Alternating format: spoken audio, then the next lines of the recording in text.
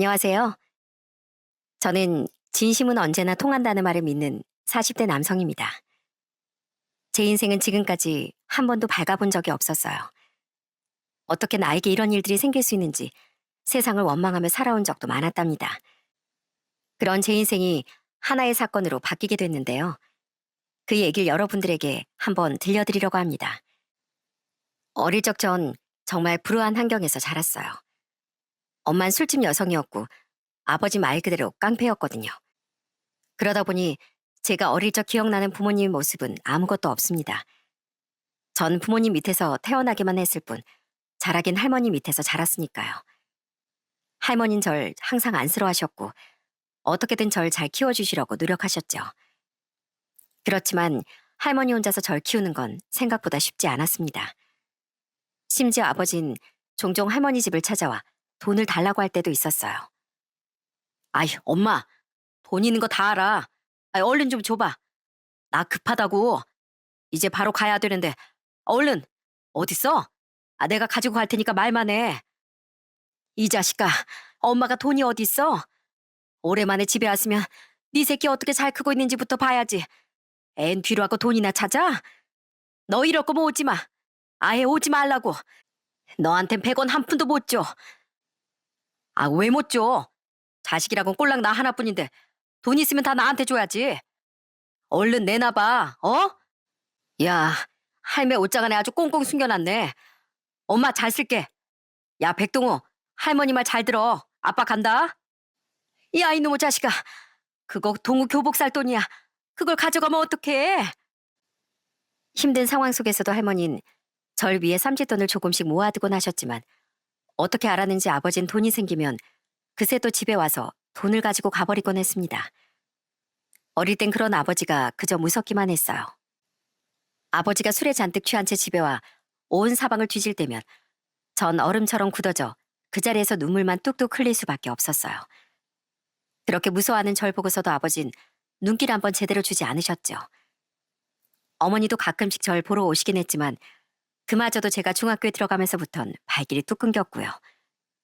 지방 술집으로 간다는 말만 남긴 채 어머니는 연락이 잘 되지 않았어요. 그렇게 전 부모의 사랑을 한 번도 받지 못하고서 어린 시절을 보냈답니다. 그런 제가 학창시절이 평범할 수는 없겠죠. 공부에도 집중도 하지 못했고 늘 방황을 했습니다. 그런 절 보면서 할머니는 항상 하시는 얘기가 있었어요. 동우야, 할미는 네가 공부 잘했으면 좋겠다고 생각한 적 한 번도 없다. 다만 밖에서 사고만 치고 다니지 말어. 다른 건 몰라도 네가 얼마나 마음이 깊고 착한지 이 할민 다 알고 있어. 그러니 남들한테 피해 주지 말고 제발 사고만 치지 마. 알았지? 그런 할머니의 말을 전 무시할 수가 없었어요. 물론 제가 공부를 잘한 건 아니었지만 정말로 전 다른 사람들에게 못되게 굴거나 사고를 치고 다니진 않았어요. 오히려 사람들과 잘 어울려 다니고 사람들을 좋아하기도 했고요. 그런 제가 딱 제 인생에서 너무나 싫어하고 미워했던 사람들이 있었는데 그게 바로 부모님이었습니다. 부모님에 대한 증오심은 웃기게도 제 마음을 정말 단단하게 만들었어요. 절대로 부모님처럼 살지 않겠다는 생각 하나로 지금까지 버텨온 거였어요. 어떻게든 성공을 하기 위해 전 대학엔 가지 않고 정말 밑바닥부터 일을 했습니다. 건설 현장은 기본이고 할 수 있는 일들을 모두 다 해봤습니다. 진짜 초반엔 현장 일도 잘 안 시켜주고 매일 일을 하는 것도 참 어려웠어요. 말 그대로 일당으로 하루 벌어 하루 먹고 살길 반복하다가 어느 정도 일이 익숙해지니 고정으로 건설 현장 일을 할 수 있었죠. 그때가 20대 초반이었는데 그때 정말 정식으로 직원으로서 월급이라는 걸 받아봤습니다. 한 달을 정말 열심히 일해서 번 돈은 사실 엄청 큰 돈은 아니었지만 그래도 진짜 너무 뿌듯하더라고요. 한 달 내내 제가 흘린 땀방울이 이렇게 되돌아온다는 사실이 너무 행복하고 기뻤으니까요. 그날은 할머니를 모시고서 동네 식당에서 외식을 했는데 돌아오는 길에 할머니가 눈물을 흘리시면서 제 손을 꼭 부여잡으셨어요. 동우야, 고맙다. 이 할민 우리 동우가 이렇게 건강하게 잘 커준 것만으로도 참 감사한데 거기다 언제 이렇게 커서 직장도 다니고 일도 하고 이 할미 먹을 것도 사주고 참 고맙고 감사하다 동우야. 할머니, 나 앞으로 더 잘 될 거야. 다음엔 더 좋은 곳에서 맛있는 거 실컷 먹게 해줄게. 알았지? 할머니 그러니까 오래오래 건강하셔야 돼. 그래, 알았다. 우리 동을 봐서라도 이 할미가 더 건강해야 되겠네. 고맙다, 동우야. 제가 20대가 되었을 땐 할머니가 벌써 70대가 되셨지만 전 꼭 제가 성공할 때까지 할머니가 건강하게 제 곁에 계시기만을 바랬습니다. 할머니와 둘이서 사는 생활은 너무나 행복하고 좋았어요. 그렇지만 이 소소한 행복을 방해하는 사람들이 있었죠. 그건 바로 아버지, 어머니였습니다. 제가 20대 후반이 되면서부터 슬슬 부모님이 절 찾아오기 시작하더라고요. 그때 엄마 아빠라는 사람은 50대 후반이었는데 솔직히 젊었을 적 제대로 된 직업을 갖고 있었던 게 아니었으니 그 나이에 무슨 돈벌이가 있었겠어요? 그러니 돈이 없으니 자꾸만 절 찾아오고 뻔뻔하게 부탁을 하더라고요. 어느 날은 퇴근하고 막 집에 가는데 대문 앞에 누군가 서 있더군요. 어두워서 가까이 가기 전까진 누군지 알 수가 없었어요. 그런데 바로 앞까지 가서 보고선 깜짝 놀랄 수밖에 없었습니다. 그 사람은 바로 어머니였거든요. 동우야, 엄마야, 엄마. 아이고 세상에나, 우리 동우 이렇게 잘 컸네. 뭐 어디 일하러 갔다 오니? 여긴 어쩐 일이세요? 어쩐 일은 우리 아들 얼굴 보러 왔지. 너 잠깐 시간 돼? 엄마랑 오랜만에 뭐 밥이라도 함께 할까? 아니요, 그냥 가세요. 왜 오셨는지 모르겠지만 전 할 말 없어요. 아, 왜 그래? 엄마가 자주 안 와서 삐졌어? 미안하다. 엄마도 먹고 살려고 하다 보니까 여기까지 어떻게 와. 그래도 이번에 큰맘 먹고 온 거야. 그러니까 엄마랑 밥 함께 하자. 어? 매번 찾아와도 제 얼굴은 제대로 보고 간 적 없었던 어머니가 도대체 웬일로 이렇게 찾아왔을까 싶더라고요.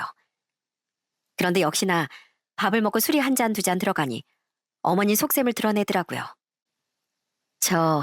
저기 동우야, 너 요즘 월급 받는다며? 뭐 얼마나 받니? 그래도 현장 일인데 꽤나 받겠다. 그건 왜요? 아니, 원래 자식들 월급은 부모가 관리해주고 그러는 거야. 그래도 엄마가 돈 관리는 잘하는데 엄마가 좀 관리해주면 어떠니? 넌 일하느라 바쁘잖아. 엄마가 목돈 두둑하게 만들어줄게. 됐어요. 돈 달라고 하려고 온 거면 더는 찾아오지 마세요. 아까도 할머니가 엄마 보면 또 속상해 하실까봐 그냥 나온 건데 다신 이런 식으로 저 찾아오지 마세요. 언제 절 이렇게 챙겼다고. 어머, 동우야, 왜 그래? 너 그래도 내 자식이잖니. 하나밖에 없는 엄마를 이런 식으로 대할 거야? 엄마 이제 술집 일도 안 해. 솔직히 네 할머니한테 엄마가 번 돈 보내주면서 너 키워달라고 했으니까 네 할머니가 키워준 거지. 네 아빠는 돈 주지도 않았어. 너 그렇게 큰 거? 다 내 덕이야, 내 덕. 그니까 이젠 그 집에서 나와서 이 엄마랑 살자. 어? 엄마도 이젠 좀 일도 쉬고 아들 덕도 좀 봐보자고. 정말 뻔뻔하게 얘기하는 어머니를 보면서 전 그동안 참아왔던 분노가 머리 끝까지 치밀어 오르는 것 같았습니다. 어떻게 평생 나몰라란 자식을 이제와 찾을 수가 있는지 도저히 이해가 되지 않았어요. 뭐요? 아들 덕이요? 내가 크는데 무슨 보탬이 됐다고 아들 덕을 봐요? 엄마가 할머니한테 준 돈? 그거 꼴랑 얼마나 한다고. 평생 자식을 자식처럼 대하지도 않아놓고선 이제 와서 자식 노릇을 바래요? 저 절대 못합니다. 저한테 엄마 아빠는 없는 사람이나 다름없다고요. 뭐? 야, 너 어떻게 엄마한테 그런 말을 할 수가 있어? 아휴, 그래. 알았다, 알았어. 엄마가 잘못했어. 앞으로는 엄마가 잘할 테니까 우리 그동안 서운했던 마음 다 풀고 서로 좋게 좋게 지내보자. 어? 엄마가 요즘 일도 없고 돈도 없고 진짜 힘들어서 그래. 우리 아들한테라도 좀 기대서 살아보고 싶어서 그런 거야. 제가 힘들 땐 제 옆에 있어 주시기라도 했어요? 됐습니다. 다신 찾아오지 마세요. 다음에 또 이런 식으로 찾아오면 저 말로 안 끝낼 겁니다.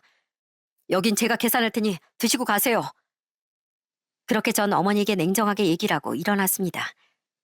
끝까지 어머님 불쌍한 척했지만 전 그런 모습이 오히려 가증스럽게만 느껴졌어요. 엄마라는 사람도 이런데 아빠라는 사람은 오죽했겠습니까? 한동안 찾아오지 않았던 아버지도 나이도 들고 돈도 없으니 집으로 찾아와 돈을 달라 하기 시작했어요.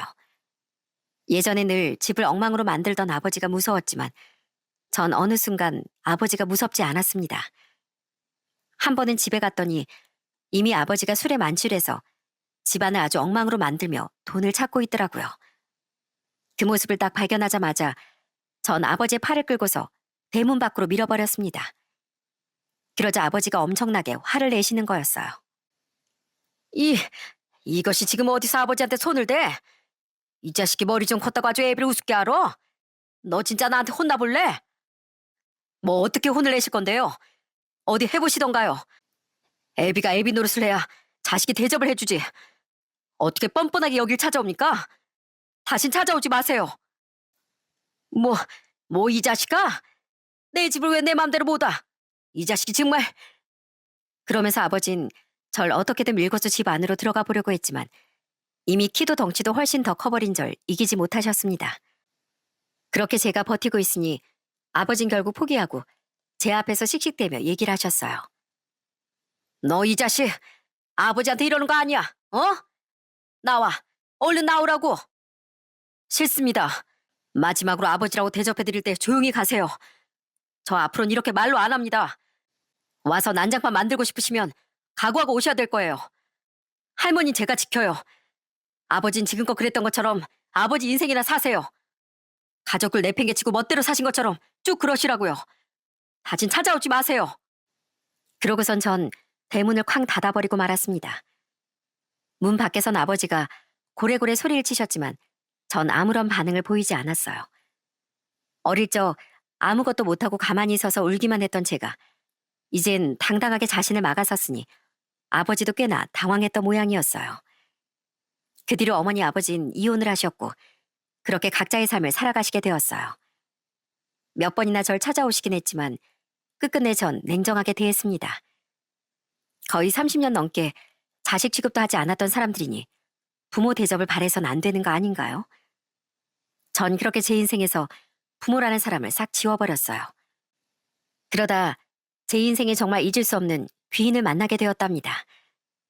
딱 30살에 전 컨테이너를 가지고 사업을 하는 업체에 들어가게 되었어요. 그 업체는 컨테이너 농막도 제작하고 중고 컨테이너를 리모델링해서 판매하는 그런 일을 하는 곳이었죠. 오랫동안 건축업에 종사하셨던 사장님이 70이 넘으실 때까지 운영하셨던 곳이었고요. 저희 할머니와 비슷한 연세이다 보니 전 사장님과 참 잘 지냈어요. 사장님도 제 상황을 아셔서 그런지 몰라도 절 많이 챙겨주셨죠. 사장님은 약간 고리타분하고 보수적인 분이셨어요. 그렇지만 일에 있어선 너무나 배울 점이 많은 분이셨죠. 일을 할 땐 진짜 말을 독하게 하실 때도 많았지만 전 그게 저에 대한 애정이 많으셨기에 그런 거라고 다 알고 있었어요. 야, 이 백동우. 이걸 이렇게 하면 어떡해? 배선 정리 똑바로 해야 한다고 내가 몇 번을 말해 알아들어. 귀 터지게 말해봐도 아주 그냥 한 번을 제대로 안 하네. 사장님, 지금 하고 있어요, 지금. 아까까지 다른 물건 정리하다가 이제 막 왔는데 그 사이에 어떻게 이걸 다 정리해요. 이제 할 거예요. 다 해요. 아주 그냥 말만 빠락빠락. 너 똑바로 안 하면 쫓겨날 줄 알아. 저 아니면 사장님 성질 받아주면서 일할 사람 어디 있다고? 아유, 알았어요. 빨리 할 테니까 그 잔소리 좀 그만하세요. 매번 일을 할 때면 사장님과 토닥거리며 일을 했지만 사장님은 참 세심하고 정도 많으신 분이시더라고요. 저도 생각지도 못했던 것들을 챙겨주실 때가 참 많았죠. 하루는 월급날에 갑자기 저한테 신발 박스 하나를 툭 던지시더라고요. 전 그게 뭔가 했습니다. 어? 뭐예요, 사장님? 갑자기 웬 신발? 그거? 너 그 안전화 좀 바꿔 신어라. 아니, 젊은 애가 무슨 신발 하나를 제대로 된 게 없어. 너 이러다가 다치면 또 나한테 다 책임지라고 할 거 아니야. 그런 일 생기기 전에 이거 신고 일해. 예?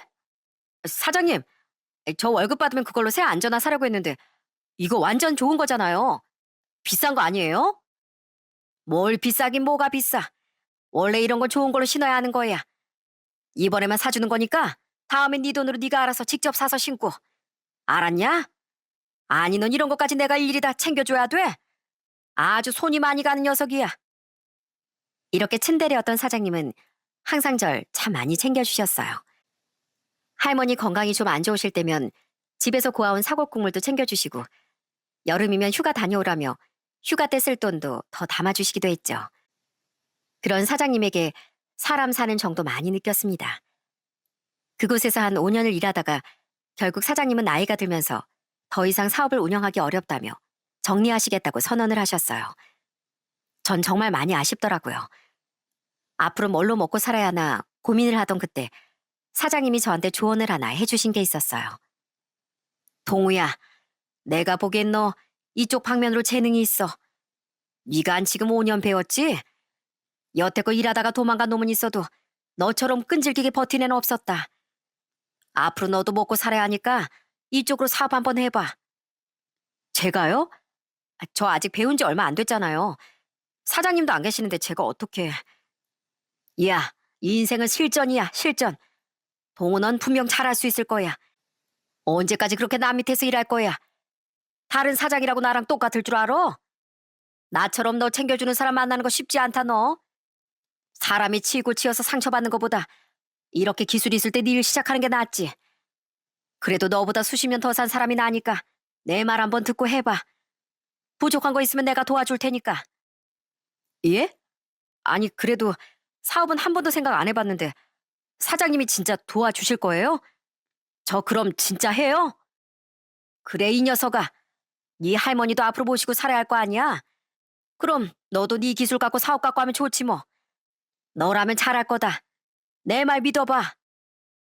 그렇게 전 사장님의 응원을 받으며 컨테이너 사업을 시작하게 됐습니다. 옆에서 사장님도 참 많은 조언을 해주시고 도움도 많이 주셨고 저 역시 진짜 열심히 발로 뛰면서 사업을 성장시키기 위해 노력을 했어요. 여기저기 홍보도 많이 하고 광고도 하고 많이들 하는 온라인 블로그 이런 것들도 직접 해보기도 했습니다. 처음엔 우여곡절도 많았지만 전 제 인생의 모토인 진심은 통한다는 말을 항상 가슴에 새기고서 그렇게 열심히 일했답니다. 그러다 보니 제 진심이 정말 통하더라고요. 어느 순간부터 점점 사업은 안정을 찾기 시작했습니다. 그러다 보니 사실 일에만 집중하니까 시간이 이렇게 훌쩍 지나간 줄 몰랐어요. 어느새 정신을 차려보니까 전 40대가 되었더라고요. 그때 전 만나던 사람이 있었는데 1년 정도 교제를 하고 있었던 여자친구가 있었죠. 하지만 전 솔직히 결혼에 대해 확신을 갖지 못했었어요. 물론 여자친구는 너무 착하고 좋은 사람이었고 제 인생 평생을 함께해도 되겠다는 생각이 많았지만 제 인생이 지금껏 불우했기 때문에 선뜻 여자친구에게 결혼에 대한 얘기를 꺼내지 못하겠더라고요. 그래서 한 번은 아예 마음을 먹고서 여자친구에게 제 집안 이야기를 해준 적이 있었어요. 저는 여자친구가 어떤 반응을 보일까 너무 걱정이 되고 초조했습니다. 그런데 여자친구의 반응은 뜻밖이었어요. 나 사실은 부모님이 다 살아계셔. 어디서 뭐하고 계시는지 모르겠지만 연락 안 하고 산지 오래야.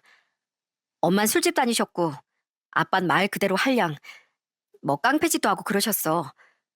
난 할머니 손에 자랐고 신이 너한테 얘기해주고 싶었는데 용기가 안 나더라. 너희 집은 따뜻하고 좋은 집이잖아. 많이 놀랐지? 어? 좀 놀라긴 했는데 동우 씨가 많이 힘들었겠다. 지금은 괜찮아? 어, 지금은 그냥 지나간 일이라고 생각하고 있어. 사실 평범한 집안은 아니니까 너한테 결혼하자는 얘기하고 싶다가도 선뜻 말을 못 하겠더라. 이런 나라도 괜찮다면 나랑 결혼해 줄래? 동우 씨, 그런 말이 어딨어. 당연한 걸. 당연히 내가 결혼을 한다면 동우 씨랑 해야지. 여자친구는 제 모든 과거를 밝혔음에도 아무런 편견 없이 정말로 절 품어주고 보듬어줬습니다. 대학을 나오지 않았다는 것도 실질적으로 제가 하는 일이 컨테이너 농막을 만들며 현장 일이니 거친 일을 한다는 것도 모든 걸 다 받아줬어요. 그런 여자친구와 결혼을 결심했을 때가 제 나이 41살 때였습니다. 늦지막히 결혼을 하게 되었지만 전 너무나 행복하고 좋았어요. 그리고 전 여자친구를 데리고서 할머니께 인사를 가게 되었죠. 처음 할머니가 여자친구를 봤을 때 얼마나 좋아하셨는지 모릅니다.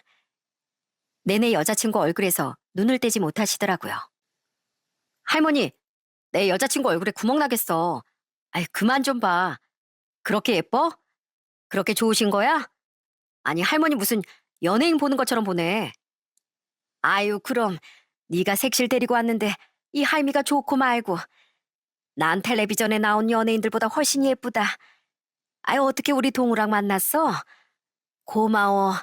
우리 동우랑 만나줘서 참 고마워. 우리 동우 겉은 이래도 속은 참 착한 애야. 에이, 할머니, 손주 멋있다 멋있다 해줘야지. 이제 우리 할머니 90이 넘었는데 손주 며느리 보게 생겼네. 그러니까 말이다. 참 고맙다, 고마워. 우리 동우 잘 부탁한다. 내가 앞으로 살면 얼마나 살겠니? 그래도 이렇게 우리 손주 며느리 얼굴은 보고 갈 수 있으니 참 좋네. 할머니 감사드려요. 동우 씨가 정말 마음이 착하고 성실하고 좋아요. 저희 정말 잘 살게요, 할머님. 그렇게 훈훈한 분위기 속에서 할머니와의 만남은 잘 끝이 날 수 있었습니다.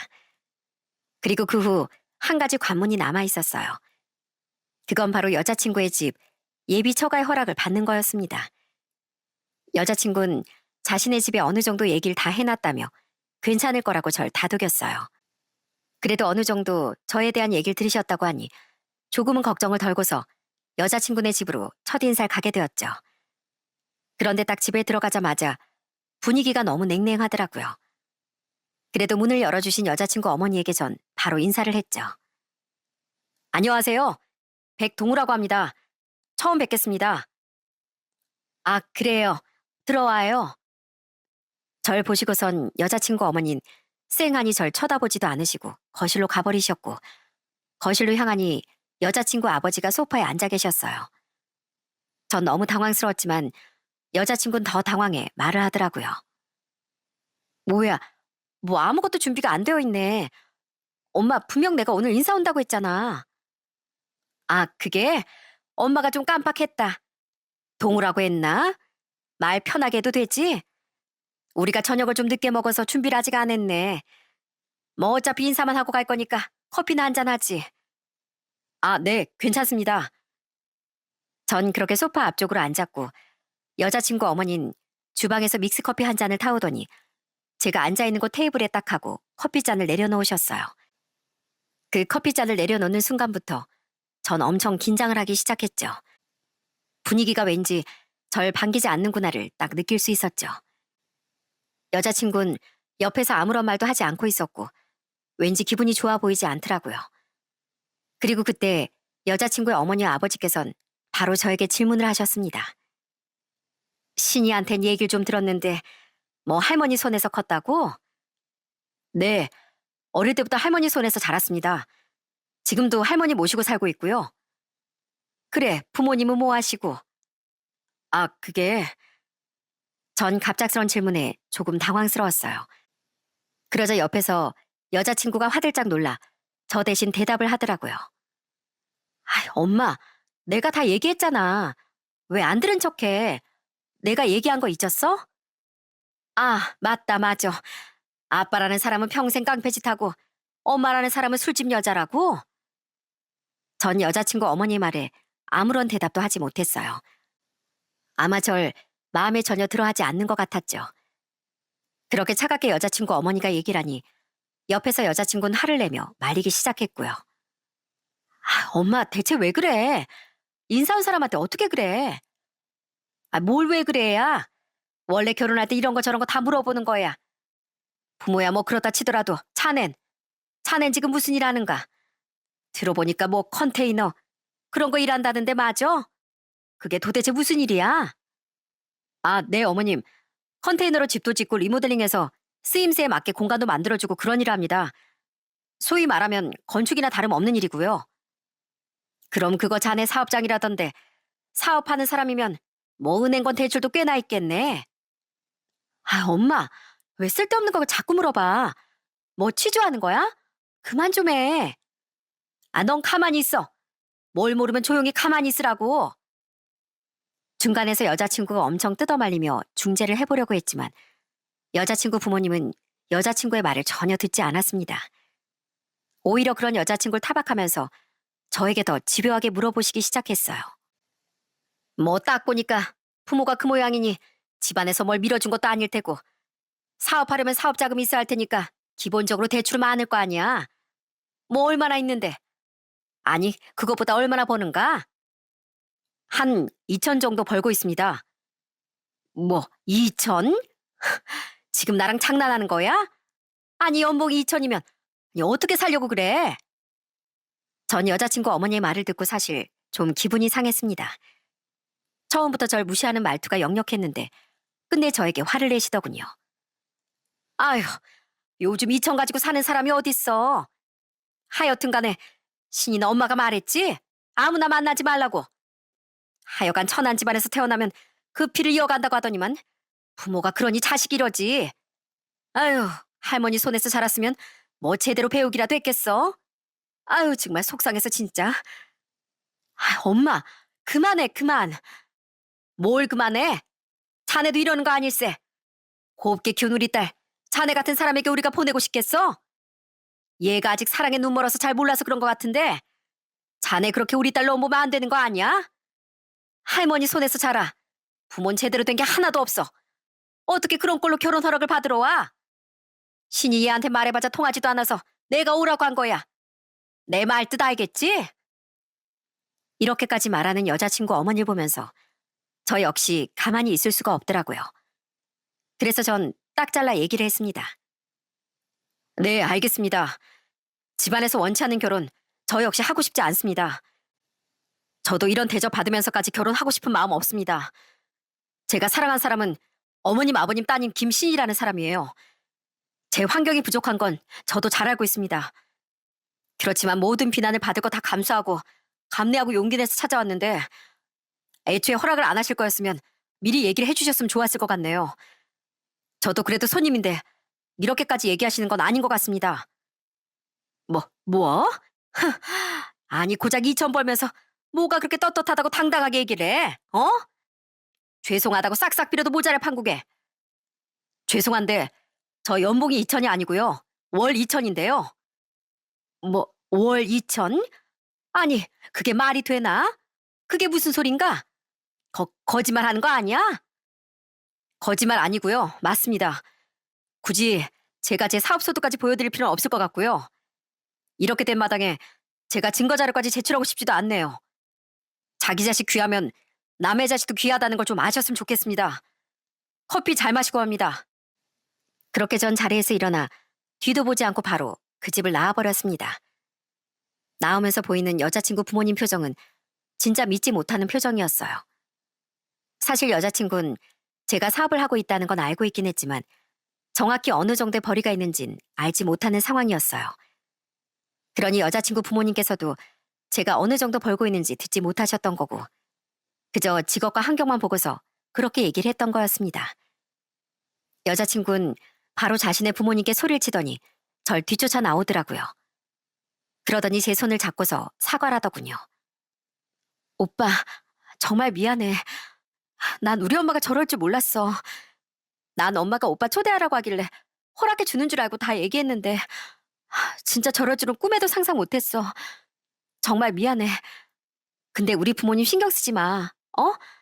그냥 우리 둘이서만 살면 되잖아. 나 사실 우리 부모님한테 진짜 실망했어. 이럴 줄은 정말 몰랐거든. 정말 미안해, 오빠. 신이야, 미안. 우린 안 될 것 같아. 솔직히 예상은 했는데 직접 들으니까 생각보다 더 충격적이네. 물론 너희 부모님 심정 모르는 건 아니지만 나 정말 지금 이 자리까지 오기까지 수없이 많이 노력했어. 그런 내 노력, 그리고 우리 할머니까지 무시하는 집간 결혼할 수 없어. 미안해. 우리 그만하자. 그렇게 전 여자친구에게 이별을 통보했습니다. 그날 얼마나 눈물을 많이 흘렸는지 몰라요. 그동안 제가 그렇게 노력해서 가난에서 벗어나고 부모의 굴레에서 벗어나고 싶었는데 이런 식으로 제 발목을 잡을 줄은 정말 억울하고 분통하기도 했습니다. 여자친구는 계속해서 연락이 왔지만 전 여자친구의 연락을 받지 않았어요. 저라고 여자친구랑 헤어지고 싶은 마음이 있었던 건 아니었습니다. 여자친구는 정말 오로지 저 하나만을 보고서 누구보다 절 아껴주고 사랑해준 사람이었거든요. 그렇지만 더 이상 인연을 이어나가는 것이 제 욕심이라는 생각이 들더라고요. 그러다 한 3일 정도 지났을 때 갑자기 저에게 한 통의 전화가 걸려왔어요. 모르는 번호라 바로 받았는데 그 전화를 받고서 전 깜짝 놀랄 수밖에 없었습니다.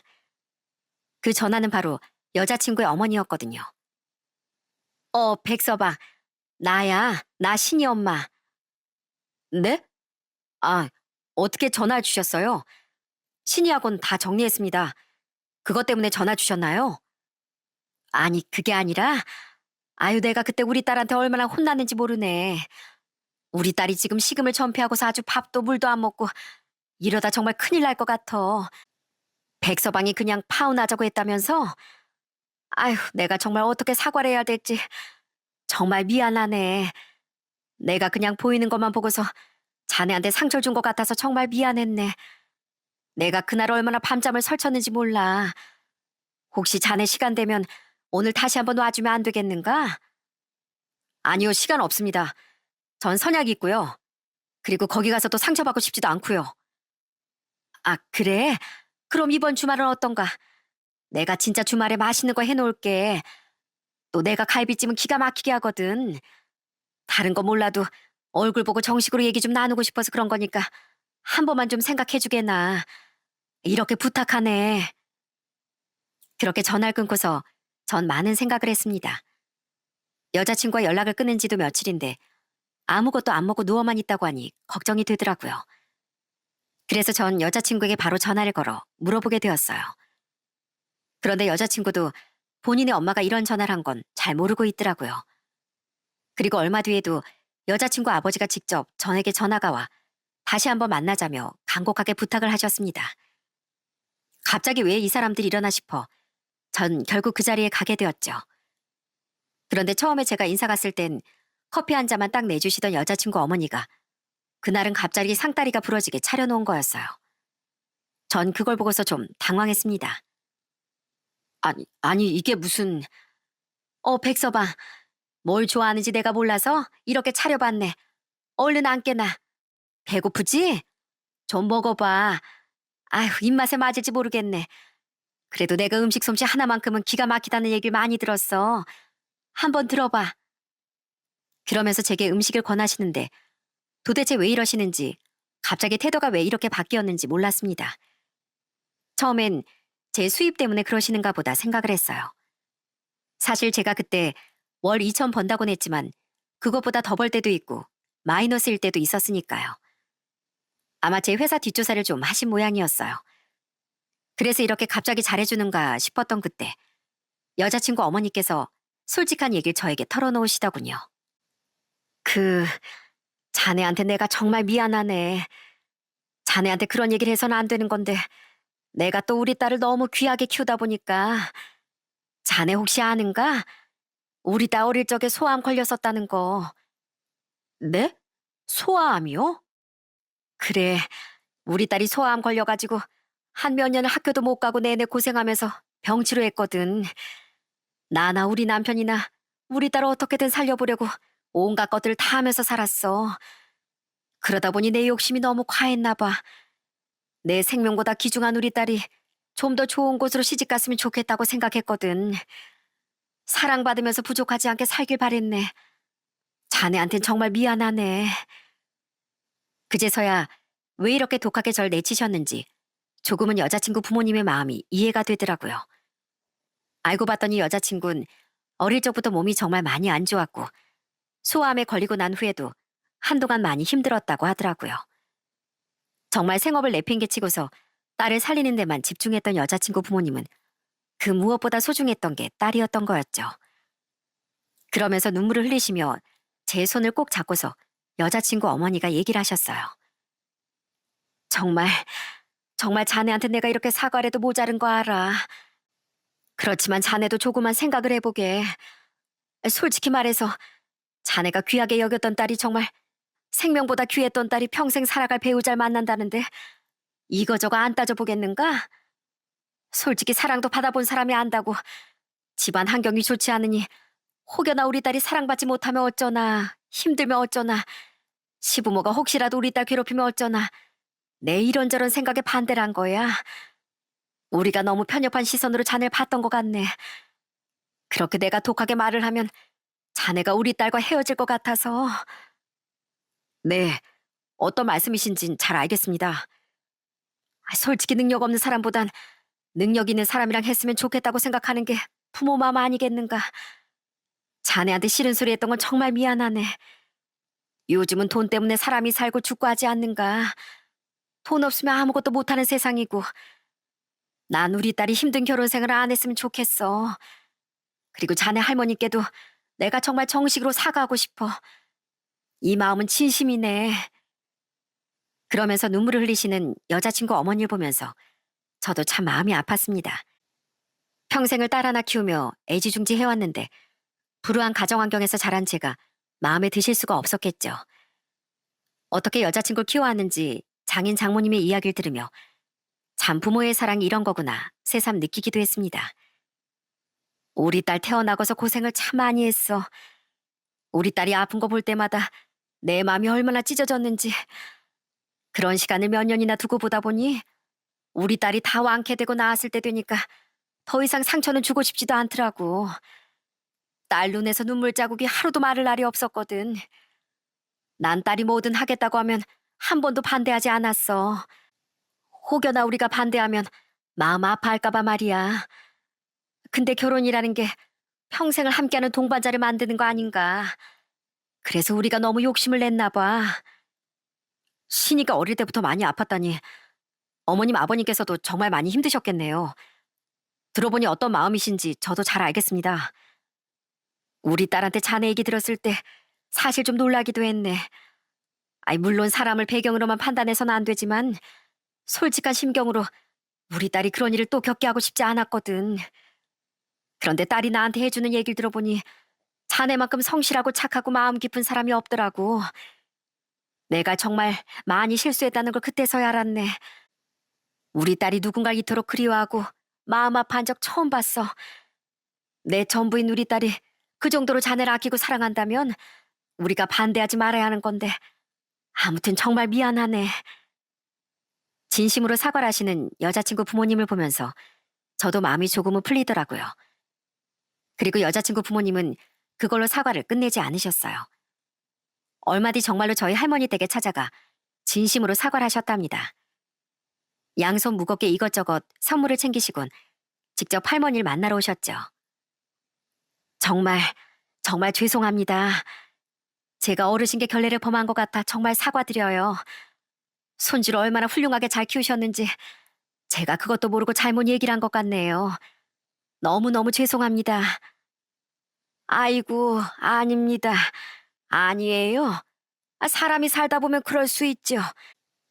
저 역시 자식 가진 부모로서 자식이 잘 되기만을 바라는 거 왜 모르겠습니까? 이해합니다. 이해해요. 전 사실 여자친구 어머니의 사과를 보면서 좀 많이 놀라기도 했습니다. 저도 어느 정도 사회생활 하다 보니 진짜 잘못을 하고서도 끝까지 뻔뻔하고 자기 잘못을 모르는 사람들도 정말 많거든요. 그러다 보니 진심으로 저렇게 사과를 하고 반성하는 여자친구 어머니가 한편으론 정말 대단하다는 생각도 들었습니다. 그렇게 전 다시 마음을 정리하고서 여자친구와 정식으로 결혼을 하게 되었어요. 결혼을 할 땐 정말로 모든 사람들이 저를 축복해 줬습니다. 그리고 전 저희 부모님은 아예 초대도 하지 않았어요. 그리고 결혼하고서 장인 장모님은 정말 많이 달라지셨습니다. 어찌나 절 좋아하시는지 매일같이 절 많이 챙겨주세요. 제가 만날 때마다 장모님 장인어른께 소소하게 용돈도 챙겨드리는데 그걸 또 차곡차곡 모아서 저한테 다시 되돌려 주시기도 하더라고요. 자, 자네 이번에 휴가 간다고 했지? 휴가 때 실컷 먹고 실컷 놀고 그래. 돈 아끼지 말고 말이야. 이거 자네 휴가 때 쓰라고 우리가 준비한 용돈이야. 하나도 남기지 말고 다 쓰고 와야 돼. 아니, 장모님, 이것도 제가 드린 용돈 모으신 거죠? 이거 그냥 쓰시라니까요. 장모님 장인어른 쓰시라고 모아둔 돈인데 그걸 다시 되돌려 주시면 어떡해요. 그냥 쓰세요. 아니야. 자네가 준 건 내가 다 썼어. 이건 내가 따로 자네 위해서 챙겨주는 거니까 그거 아니니까 걱정하지 말어. 자네 1년에 뭐 몇 번이나 쉬겠어. 내내 일하느라 고생하고 날도 더운데 힘들고 이렇게 휴가 갈 때만이라도 푹 쉬고 그래야지. 그러니 부담 갖지 말고 내 마음이다 생각하고 편하겠어. 그렇게 장모님은 저에게 더 많은 사랑을 주시곤 합니다. 거기다가 장인 장모님께선 저희 할머니도 정말 많이 챙겨주세요. 하루는 할머니에게 전화를 드렸는데 전 진짜 할머니 말을 듣고 깜짝 놀랐다니까요. 그날 장인 장모님께서 할머니를 모시고 근처 계곡까지 놀러 가셨더라고요. 할머니, 지금 어디야? 아니, 물소리가 들리는데? 집 아닌 거야? 아니, 어디 가셨어? 멀리 혼자 나가면 연락하라고 했잖아. 통우야. 아니, 오늘 아침에 사돈이 전화 오셔선 같이 계곡이나 가서 발도 안 끄자고 하길래 같이 왔어. 여기 참 시원하고 좋구나. 와선 백수까지 사주시고 얼마나 좋은지 몰라. 뭐? 어머님, 아버님이 거길 가셨다고? 그래. 저번엔 날 덥다고 시원한 수박까지 사오시더니만 오늘은 계곡에 같이 왔다. 여하간 내가 우리 사돈 내 덕분에 얼마나 시원하고 좋은지 모르겠다. 내 걱정은 하지 마로. 정말 결혼 전까지만 해도 장모가 세상에서 정말 싫었는데 지금은 누구보다 제가 존경하고 사랑하는 사람이 장인 장모님이 되셨네요. 부모님은 이제 나의 연락을 차단하고 소식도 안 듣고 있어요. 그래서 지금은 제 장인 장모님이 제 어머니나 아버지라고 생각하고 잘 지내고 있습니다. 솔직히 이 사연을 들으신 분들 중에선 뭐 악어의 눈물 아니냐 하실 수도 있겠지만 지금 제가 결혼한 지도 3년이 지났는데도 장인 장모님은 늘 한결같이 절 아껴주신답니다. 처가댁에 가면 장모님과 장인어른은 딸보다 절 더 반겨주시고 진짜 버선발로 달려나오세요. 아이고 우리 사위, 우리 백서방 왔어? 덥지? 밖에 날이 더워서 일은 어떻게 하나 몰라. 내가 아주 요즘 우리 백서방 걱정 이만저만이 아니야. 엄마, 나도 왔거든? 난 안 보여? 왜 맨날 백서방만 반겨해? 나도 좀 반겨주라. 우리 딸도 왔네. 어머나 백서방, 자꾸 올 때 뭐 사오지 말라고 그랬지. 누가 엄마 아빠 집에 오는데 선물을 사와. 이러면 나 정말 불편해. 다음엔 절대 아무것도 사오지 마. 안 그래도 백서방 준 안마기 이거 도로 가지고 가라고 하려고 했는데 우린 이런 거 필요 없어. 밖에서 일하는 백서방 있어야지. 아닙니다. 어머님 아버님도 이런 거 쓰셔야죠. 오늘도 맛있는 갈비찜 해 드셨죠? 그럼 우리 백서방이 내 갈비찜을 제일 좋아하는데 내 당연히 해야지. 그리고 오늘은 백서방 좋아하는 반찬들로 싹 준비했어. 아이 얼른 와. 밥부터 차려줄 테니까. 그렇게 저희는 너무나 행복하게 잘 지내고 있습니다. 사실 전 이렇게 행복한 가정을 꾸릴 수 있을 거라곤 전혀 상상도 못했어요. 제 인생에서 가족이라곤 할머니 한 분만 있다고 생각했는데 이젠 누구보다 절 아껴주고 사랑해주시는 장인 장모님이 계시고 제 곁엔 든든한 아내와 할머니까지 계신답니다. 이 행복이 보다 오랫동안 지속될 수 있도록 전 더 열심히 일하고 가족들을 아끼며 사랑하려고요. 지금은 아내가 임신을 해서 뱃속에 딸아이를 품고 있어요. 이제 곧 출산을 하게 될 텐데 저희 딸에겐 세상의 행복을 누구보다 많이 느낄 수 있도록 제가 아빠로서 더 노력해 보려고요. 여기 사연들을 듣다 보면 참 기구하고 슬픈 사연들이 많이 올라오는 것 같습니다. 저 역시 한때는 제 인생이 너무나도 불쌍하고 슬프다라고 생각을 했던 적이 있었죠. 그런데 살다 보니까 인생은 내가 어떻게 하느냐에 따라 바뀌더라고요. 그저 지금의 상황을 슬프게만 보고 노력도 하지 않고 포기해버리면 삶에서 바뀌는 게 하나도 없는 것 같습니다. 그렇지만 어떻게든 이 상황을 극복해보려고 노력하다 보면 언젠간 제가 원하는 대로 바뀌더라고요. 정말로 남들이 보면 별 볼 일 없다 생각했던 제 인생도 지금은 주변에서 다들 대단하다 말할 정도로 떳떳하게 잘 살고 있네요. 그런 저도 이렇게 잘 살게 되었으니 여러분들은 못할 게 없겠죠. 항상 포기하지 않고 열심히 살아가다 보면 답은 늘 나올 거라고 생각합니다. 여러분들의 미래를 응원하면서 제 사연은 여기서 마치도록 할게요. 지금까지 들어주셔서 정말 감사합니다. 모두들 건강하시고 행복하세요.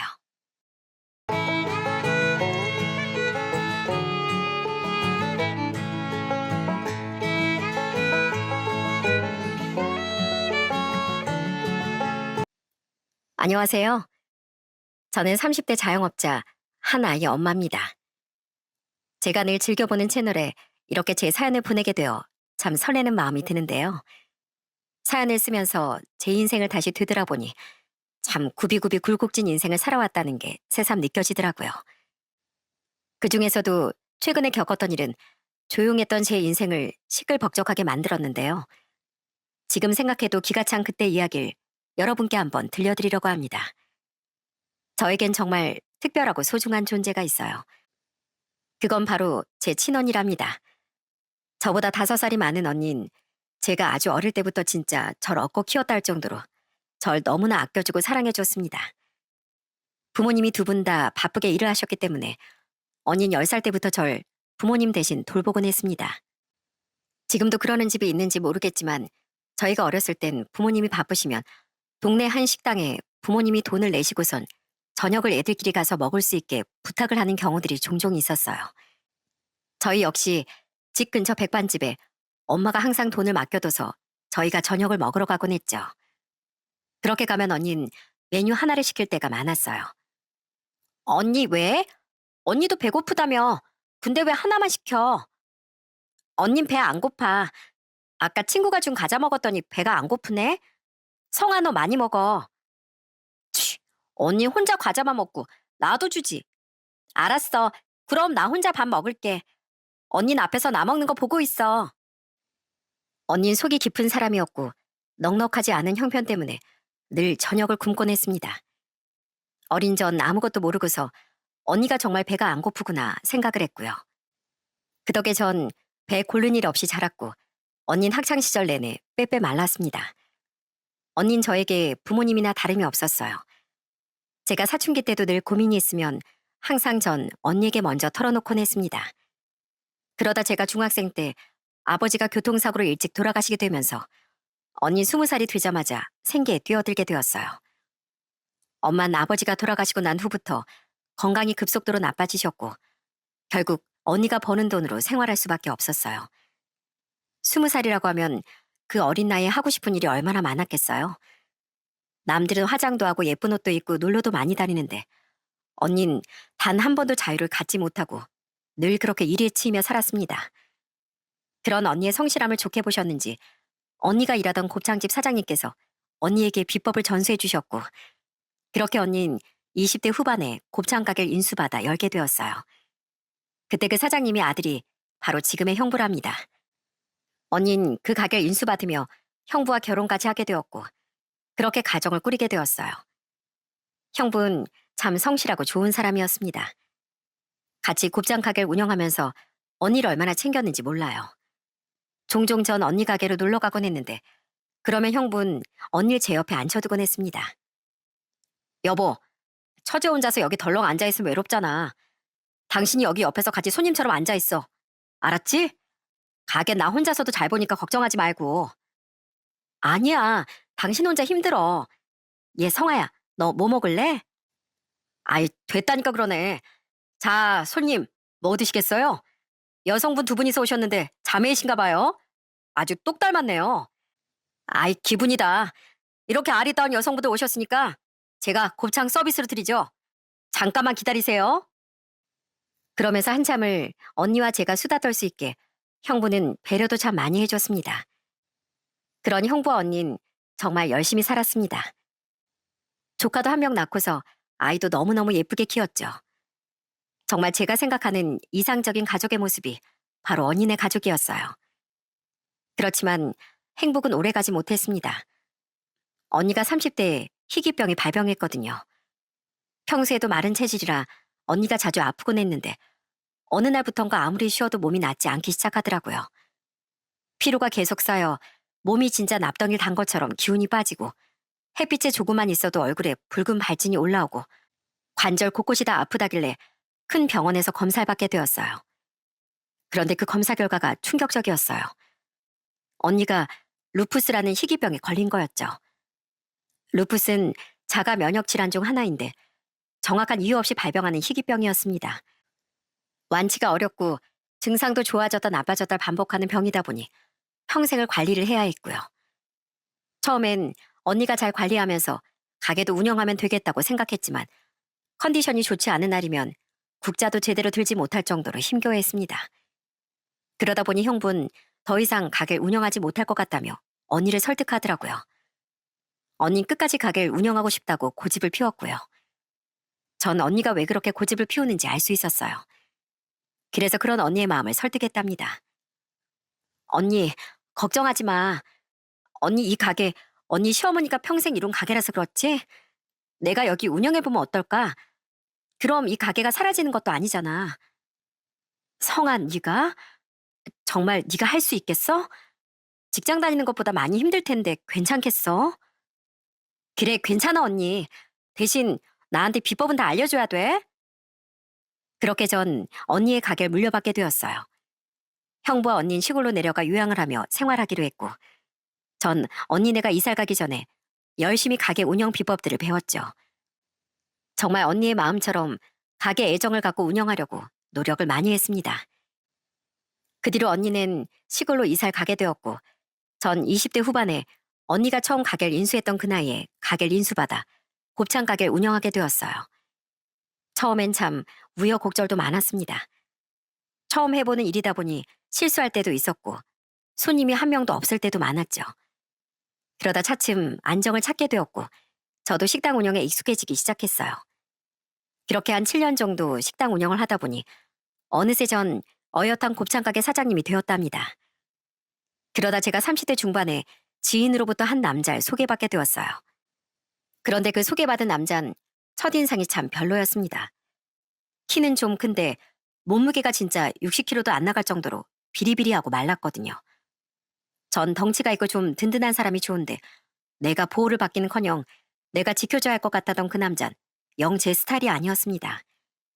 그런데 그 남잔 저와는 생각이 달랐던가 봐요. 여장부 같고 어딜 가도 씩씩하고 당당한 제 모습이 마음에 든다며 그때부터 아주 애정 공세를 펼치기 시작했거든요. 그렇다고 남자답게 엄청 들이댔던 건 아니었어요. 대신 소개 이후에 자꾸만 저희 가게를 찾아오더라고요. 하루는 저녁에 오랜만에 단체 예약이 들어왔더군요. 어디 회사에서 회식이라도 하나 싶어서 봤더니 그 단체 손님들과 같이 들어온 사람을 보고 깜짝 놀랄 수밖에 없었답니다. 바로 그 남자였거든요. 어? 범준 씨? 아니, 단체 예약이 범준 씨네 회사였어요? 아, 네. 제가 여기 진짜 맛있는 맛집이라고 회사에 엄청 얘기를 했거든요. 잘했죠? 오늘 제가 매출 제대로 한번 올려드리겠습니다. 그렇게 호기롭게 저희 가게를 왔던 그 남잔 회식으로 저희 가게 매출을 올려주려고 못 마시는 술도 그날 엄청 마시더군요. 그것뿐만이 아니었습니다. 친구들과 만날 때면 늘상 저희 가게 오기도 하고 심지어 혼자서도 와선 열심히 곱창을 구워 먹을 때도 있었어요. 나름 부담은 주고 싶지 않은지 저한테 엄청 들이대는 건 아니었지만 어떻게든 저한테 도움을 주려고 주변에 막 가게를 홍보하고 데리고 오는 모습을 보면서 저도 어느샌가 슬슬 마음이 열리기 시작했죠. 그렇게 전 그 남자와 연애를 시작하게 되었어요. 알고 봤더니 남자친구는 원래 서울에서 가족들이 다 살고 있는데 직장 때문에 부천에 와서 일을 하고 있던 상황이었어요. 저나 남자친구나 혼자서 생활을 오래 하다 보니 연애라면서 정말 급속도로 가까워졌던 것 같아요. 그러다 1년 반 연애 끝에 저흰 결혼을 결심하게 되었죠. 남편은 저보다 3살이 많았고 이미 30대 후반이었으니 시댁에서도 별 반대 없이 결혼을 허락해 주셨고 저희 집에서도 남편을 참 좋아했습니다. 결혼을 하고서 남편은 저희 집에 너무 잘하더라고요.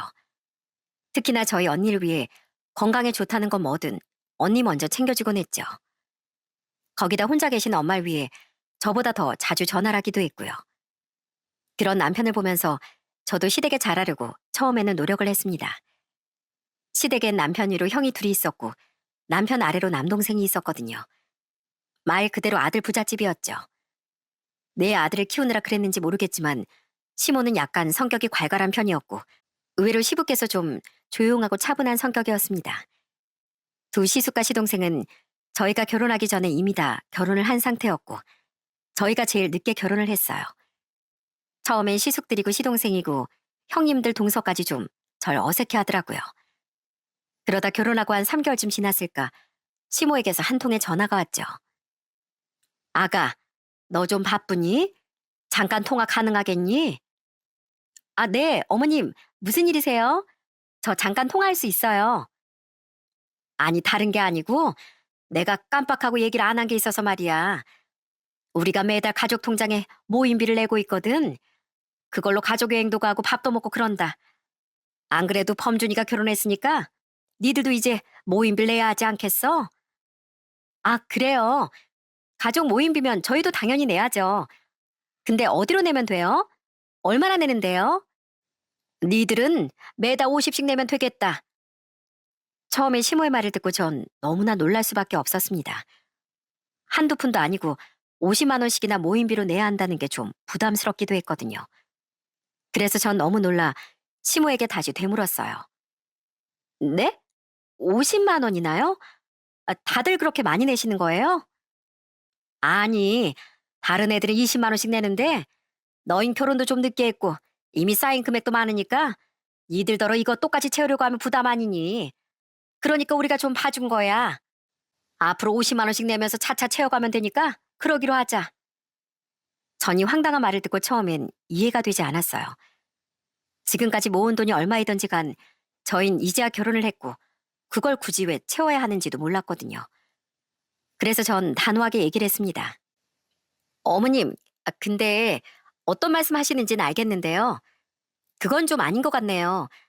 제가 그 돈으로 받은 게 있는 것도 아니고 앞으로 가족 모임에서 쓰는 돈은 지금부터 모으는 돈으로 새로 시작하면 되지 않을까 싶은데요. 전 이제 새 가족이 된 건데 50만 원씩 넣는 건 좀 아닌 것 같습니다. 죄송해요. 뭐? 아니 왜? 너 50만 원이 그렇게 부담이니? 부담도 부담이지만 전에 모으신 돈은 다른 식구들과 모아서 쓰셨던 돈이잖아요. 그걸 저희가 똑같이 채워야 한다는 것도 전 이해가 되지 않고요. 어쨌든 저희도 앞으로 똑같이 모임비 내는 거면 모르겠지만 50만 원은 좀 힘들 것 같아요.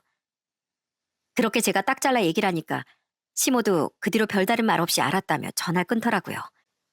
전 이 이야기가 이날로 그냥 잘 마무리가 됐다고 생각을 했어요. 솔직히 여러분이라면 황당하지 않겠습니까? 그 전에 얼마 모았던지 간에 그건 제가 결혼하기 전에 다른 식구들이랑 쓴 돈인데 그걸 왜 제가 채워야 하는 건지 아무리 생각을 해도 이해가 되지 않았어요. 시댁 식구들은 이상하게 남자들은 좀 조용하고 말이 많지가 않은데 여자들이 좀 말이 많은 편이었거든요. 저도 어디 가서 사람들과 못 어울리고 그러는 편은 아닌데 이상하게 시댁에만 가면 말을 안 하게 되고 입을 다물게 되더라고요. 한 번은 다 같이 모여 저녁을 먹고 아들들은 사우나를 가고 며느리들만 남아서 커피를 마시고 있었어요. 그런데 형님들이 절 걱정하는 척 얘기를 하더라고요. 동서, 거기 사는 건 어때? 솔직히 요즘 어디에 사나 똑같다고 하지만 실제로 살아보면 또 다르긴 다르다던데. 하긴 동선 거기서 오래 살았지 아마? 우리 남편은 요즘 어찌나 바쁜지 몰라. 돈을 또 얼마나 벌어오려고 그러는지. 아차, 둘째 너희도 이번에 서방님 승진했다며? 축하해. 아유, 아니에요 형님. 축하는 무슨. 뭐 월급이 올라서 좋긴 한데 그것도 다 애들 교육에 쓰다 보면 뭐 남는 게 있나요? 요즘은 애들 경험 쌓아주려고 해외도 많이 나가고 그래야 하니까 별로 남는 것도 없죠 뭐. 아휴, 어머, 동서 미안. 동서는 해외여행은 좀 힘들겠다. 그지? 대신 나중에 애 낳으면 우리 막내 동서 학원에 맡겨. 막내 동서 능력 좋고 잘 가르친대잖아. 그지 막내 동서? 그럼요. 우리 형님들 자식 교육은 제가 다 담당할 수 있죠. 그나저나 자식은 엄마 머리 따라간다는데 셋째 형님은 걱정이 좀 많으시겠네요. 첫째 형님이야 공부 잘해서 대기업 다니셨고 둘째 형님은 발레 전공해서 또 예체능 쪽으로는 엄청 뛰어나시잖아요. 근데 셋째 형님은 아유, 막내 동서 무슨 그런 소리를 해. 동서 서운해하겠다. 동서가 좀 이해해. 우리 셋이야 남편들도 다 잘나고 잘 나가니까 별 걱정 없다지만 솔직히 셋째 서방님은 직업도 평범하고 뭐 그렇잖아. 정말 다들 절 위해주는 척하면서 은근히 까내리고 무시하는데 진짜 어처구니가 없더라고요. 어떻게 하나같이 이런 성품을 가진 사람들만 모아놨는지 아주 신기할 정도였어요. 솔직히 여러분이라면 결혼한 지 1년도 안 된 새 식구가 있으면 그래도 잘해주려고 좀 노력이라도 하지 않을까요? 어떻게든 사람을 무시하려고 드는 꼴을 보니까 그냥 가만히 있으면 안 되겠다는 생각이 들더라고요. 저도 나름 사회생활도 오래 하고 거기다 자영업을 하면서 이래저래 키워온 눈칫밥이라는 게 있으니 딱 알겠더군요. 이 사람들은 그냥 가만히 당하면 안 되는 사람들이구나 딱 느껴졌습니다. 그래서 전 그냥 웃으며 얘기를 했어요. 어머, 그러게요.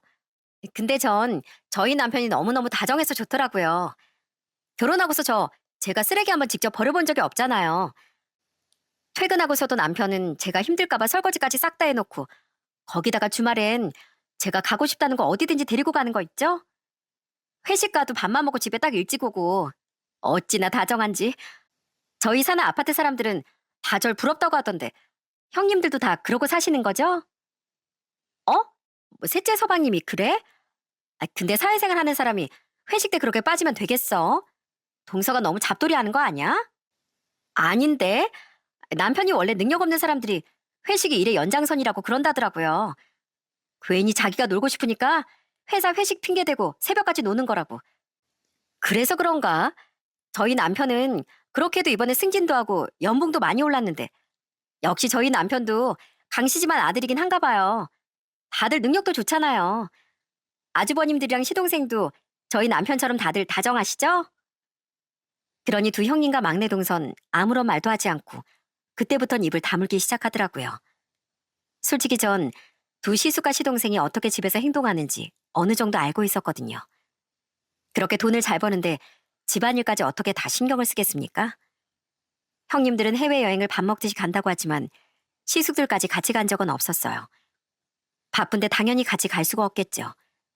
거기다가 막내 동선 맞벌이를 하면서도 시동생이 워낙 바쁘다 보니 애들 돌보는 거며 집안일은 혼자 막내 동서의 차지였거든요. 그걸 제가 어느 정도 알고 있는데 당연히 이렇게 제가 남편 자랑을 하니 이 세 사람은 더 이상 자랑질을 할 수 없었던 거죠. 아마 배가 꽤나 아팠을 겁니다. 그래서 그랬는지 몰라도 그 후부턴 남편 자랑은 제 앞에서 한 번도 하지 않더라고요. 대신 어느 날부턴가 외모로 절 까내리기 시작했습니다. 그날은 시부 생신이었어요. 평상시에 바쁘다 보니 잘 만나지 못했었는데 생신이나 명절은 꼭 빼놓지 않고 참석을 했었거든요. 그날은 일찍 직원한테 가게를 맡기고 부랴부랴 시댁으로 향했습니다. 아무래도 일을 하다가 바로 가다 보니 옷도 차려입거나 그러지 못했거든요. 당연히 화장도 하지 못했고요. 그걸 보고선 큰형님이 막 웃으며 얘기를 하는 거 있죠? 어머, 동서. 아니, 그러고 오면 어떡해. 나 진짜 셋째 동서 들어오는데 깜짝 놀랐다니까. 아이, 화장이라도 좀 하지. 셋째 서방님보다 나이는 어린데 어떻게 겉으로 보기엔 그렇게 더 나이 들어 보이지? 그쵸, 형님? 아우, 저도 깜짝 놀랐다니까요. 셋째 동선 좀 관리를 안 하는 것 같아. 내가 발레라도 좀 알려줄까? 나 저번에 셋째 동서 뒷모습 보고 진짜 깜짝 놀랐잖아. 남잔 줄 알았어, 남잔 줄. 그렇게 두 형님이 깔깔대면서 절 비웃자 저보다 더 화를 내며 두 형님을 혼내줬던 건 바로 시부였습니다. 아니, 지금 다들 무슨 소리 하는 거야? 우리 셋째가 뭐 어때서? 난 우리 며느리들 중에 우리 셋째가 제일 건강해서 좋기만 하구만. 다들 그 쓸데없이 살 뺀다고 외식할 때도 새모이 마냥 먹고 돈만 써지끼고 말이야. 거 뭐냐? 손톱인지 발톱인지 뭔지 그거 망가진다고 연병 천병하는 며느리보단 우리 셋째가 더 나아. 아이, 아버님, 왜 그렇게 얘기하세요? 저희가 뭐 없는 얘기하는 것도 아니고. 니들 아는 꼬라지를 보니까 내가 이렇게 말 안 하게 생겼어? 매번 셋째 올 때마다 이러니 저러니 말만 하고 니들 일이나 신경 써. 열심히 사는 애 괜히 괴롭히지 말고. 시부께선 이렇게 늘 절 든든하게 지켜주셨습니다. 사실 시부는 평소에 말을 많이 하시진 않았지만 시모나 형님들 그리고 동서가 저한테 어떻게 대하는지 다 보시고 계셨던 거였어요. 그걸 참다 폭발해서 화를 내신 거였고요. 그러다 보니 시모와 두 형님 그리고 막내 동선 점점 더 절 마음에 들어하지 않아 했어요. 한 번은 제가 몸살이나 시댁 모임에 참석하지 못한 적이 있었거든요. 그랬더니 시모가 그날 바로 전화가 오시더라고요. 에미야, 너 어디 많이 아픈 거냐? 범준이한테 들어보니까 가게 문도 못 열 정도로 아팠다던데 뭐 어디 심각하게 아픈 거야? 네? 아니요, 괜찮아요, 어머님. 그냥 감기 몸살이라 며칠 좀 쉬면 나을 거예요. 그러니? 검사는 진짜 다 해본 거 맞지? 네, 병원에서도 다른 문제는 없다고 했어요. 근데 왜요? 전 사실 저한테 이렇게 걱정을 한번 해준 적이 없었기 때문에 시모가 왜 이렇게 뜬금없이 전화를 해서 묻는 건지 이유를 알 수가 없었어요. 그런데 그 후에 하는 말을 듣고 정말 경악을 금치 못했답니다. 시모가 저한테 전화를 한 이유가 따로 있었어요. 아니, 네 언니도 희귀병 걸려서 아프다며. 그런 거 다 유전으로 걸리는 거 아니냐? 너 혹시 아픈 곳 있는데 우리한테 그걸 숨기고서 결혼한 거 아니야? 네? 어머님 지금 뭐라고 하시는 거예요? 분명 감기 몸살이라고 제가 말씀드렸잖아요. 아니, 그렇게 건강하고 튼튼하던 애가 갑자기 아프다고 하니까 그렇지. 네 언니도 그러다가 병 걸린 거 아니냐? 난 우리 아들 벌써부터 안에 병간호 시키고 싶지 않다. 숨기는 거 있거들랑 애시당초 지금 얘기해. 어머님, 저 숨기는 거 없고요. 그리고 저희 언니 스스로 잘 관리하면서 잘 지내고 있어요. 제가 아파서 병간호해야 한다고 해도 어머님이 나서서 이렇게 얘기하실 거 아니고요. 저희 부부가 알아서 할 일이라고요. 아니, 어떻게 아픈 사람한테 그런 얘기를 하실 수가 있으세요? 아니, 뭐 아니면 아닌 거지. 넌 또 뭘 그렇게 화를 내니? 아유, 알았다, 알았어. 몸조리 잘하거라. 그렇게 사람 속을 뒤집어 놓고선 시몬 아무렇지 않은 척 전화를 끊어버리더군요. 정말 너무 화가 나고 열이 받는데 몸도 아프니 정말 서럽더라고요.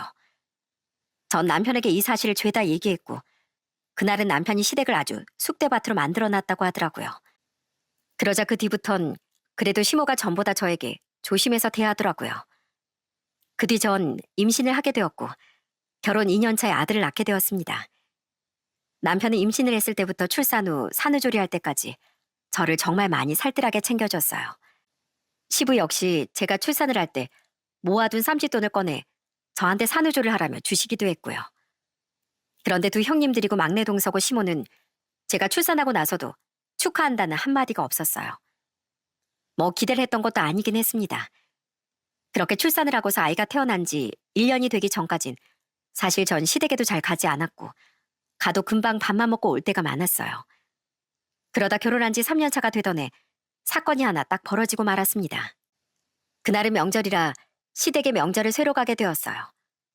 다들 일찍 시댁으로 와 명절 음식을 준비하려고 하는데 갑자기 시모가 며느리들을 불러 모으는 거였습니다. 그러더니 전보다 훨씬 많은 양의 명절 음식 재료들을 꺼내기 시작했죠. 그러자 큰형님이 놀라 얘기를 하더라고요. 어머, 어머님, 이게 다 뭐예요? 이걸 다 오늘 하시려고요? 이번에 뭐 손님이라도 오세요? 아니, 그냥 오랜만에 다들 모였는데 이 정도는 해야지. 많이 해서 다들 나눠 가지고 가면 얼마나 좋니? 아니, 아무리 그래도 너무 많은데 이걸 어떻게 다 해요? 괜찮다. 금방 할 수 있어. 걱정하지 마. 그러더니 시몬은 웃으며 저희를 향해 얘기를 하더라고요. 내가 얼마 전에 TV에서 프로그램 하나를 봤는데 거기서 그러더라고. 며느리도 집에선 귀한 대접받는 딸이라고. 그러니 며느리들 부려먹지 말라더라고. 생각해보니까 우리 며느리들도 얼마나 집안에서 귀하게 자랐겠니? 안 그러니? 전 갑작스러운 시모의 말에 좀 당황스럽긴 했습니다. 언젠 본인 아들들 귀하게 키웠다면서 며느리들이 다들 그렇게 대접해줬으면 좋겠다고 했었거든요. 그런데 갑자기 저런 말을 꺼낸다는 게 좀 의아했습니다. 그런데 시모가 이어서 하는 말을 듣고 정말 말문이 막힐 수밖에 없었죠. 그래서 말인데 우리도 이젠 좀 바꿔야 할 것 같아. 내가 생각해보니 귀하게 큰 만큼 우리도 귀한 대접 받아야 할 거 아니니. 우리 큰며느리야 집에서 워낙 귀중하게 크고 대기업까지 갈 만큼 귀한 대접 받았으니까 앞으로 명절 음식에서 빠지도록 해라. 진짜요? 와, 어머님, 역시 우리 어머님. 저 생각해주는 건 우리 어머님밖에 없다니까요. 그래, 내가 우리 며느리들을 이렇게 아낀다 아껴. 그리고 우리 둘째 며느리도 발레하느라 얼마나 몸도 귀하게 아끼면서 살았겠니? 둘째 너도 이런 건 고생하면서 할 필요 없는 사람이잖니. 우리 막내 며느리도 학원 강사하면서 똑똑하고 남들한테 선생님 선생님 소리 들으면서 사는데 이런 음식 만들 사람이 아니지. 어머님, 저 진짜 감동했어요. 어떻게 절 그렇게나 생각해 주시는지 정말 감사해요. 시모의 말에 형님들과 동선 하나같이 기뻐하면서 좋아했습니다. 그런데 갑자기 시모가 절 향해 손가락질을 하더니 황당한 얘기를 꺼내더라고요. 그런 며느리들 중에 고졸 출신은 딱 한 명뿐이지? 고졸 출신 며느리만 명절 음식 다 하거라. 우리 셋째 며느리야 배운 거 별로 없고 가게 식당 음식 하고 있으니까 내내 하던 일이니까 어려울 것도 없을 거 아니야. 그러니 우리 셋째가 다 하면 되겠네. 네? 어머님, 지금 무슨 소리 하시는 거예요? 저 혼자서 이 명절 음식을 다 하라고요? 아니, 왜요? 왜긴 왜야. 솔직히 말해서 너야 맨날 음식이나 만들고 그러는 일 하지만 얘네들은 그런 대접 받을 애들이 아니잖니. 지금까지 너 애 낳았다고 그래도 집안일에서 빼준 거 감사하게 생각해. 여기 다른 세 며느리들은 다 주변에 내가 자랑하고 다닐 정도지만 솔직히 넌 아니잖니. 그럼 나한테 예쁨 받으려면 이 정도는 기본 아니냐? 내가 생각해보니까 넌 나한테 이쁨 받으려고 노력도 안 하고 그러는 것 같으니까 음식이라도 하라고. 전 정말 너무 기가 찼습니다. 아무리 제가 마음에 들지 않더라도 그렇지 어떻게 사람들이 다 모인 자리에서 저렇게 차별을 할 수가 있나요? 아무리 생각을 해봐도 시모의 행동은 도가 지나쳤다고 느껴졌습니다. 그래서 전 바로 부당하다고 얘기를 했어요. 어머님, 죄송하지만 그건 아닌 것 같네요. 저도 똑같은 며느리인데 왜 다른 며느리는 안 시키고 저만 일을 하나요? 한동안 그래도 저한테 이런저런 말 안 하시더니만 또 그러시네요. 저 그렇게까지 하고 싶진 않습니다. 차별하지 말아주세요. 이게 무슨 차별이야? 차등이지, 차등. 등급이 서로 다른데 어떻게 똑같이 대우를 받니? 너도 생각을 해봐라. 살아온 급수가 다른데 어떻게 똑같이 대우를 하냐고. 그게 더 차별 아니냐? 얘네들 입장에선 너랑 똑같이 대우받는 게 차별이야, 차별. 뭐라고요? 아니 막말로 네가 식당에서 벌어봐야 뭐 얼마나 벌겠어? 돈도 못 벌면 몸으로 때워야 하는 거 아니니? 다른 애들이야 능력 있고 잘 살아서 우리 덕 안 봐도 잘 산다지만 너흰 그런 것도 아니잖아. 앞으로 우리 덕 봐야 할 때가 올 것 같은데 미리미리 잘 보이면 니들도 좋은 거 아니니? 난 니들 생각해서 말해주는 건데 어떻게 그렇게 고깝게 들어? 어머님, 지금 하신 말씀 후회 안 하시겠어요? 정말로 버는 돈만큼 벌이만큼 대접하는 거 어머니 맞으신 거죠? 그래. 급수가 다른데 지금 네가 동등한 대우받겠다고 하는 게 더 웃기는 거야. 시몬은 끝까지 절 무시하며 당당하게 얘기를 했습니다. 전 더 이상 상식으로 이 사람들을 대해서는 안 되겠다는 생각이 들었어요. 결국 저도 똑같이 이 사람들을 대하기로 마음을 먹었죠. 그래요? 그러면 월 수입대로 나눠보죠. 형님들이고 동석 한번 까봐. 한 달에 얼마나 버는지 그걸로 다들 명절일 어느 정도 할지 정하자고. 동서, 지금 그게 말이 된다고 생각해? 동서, 비빌 곳을 비벼. 동서 그 조그마한 가게에서 뭐 얼마나 벌겠어?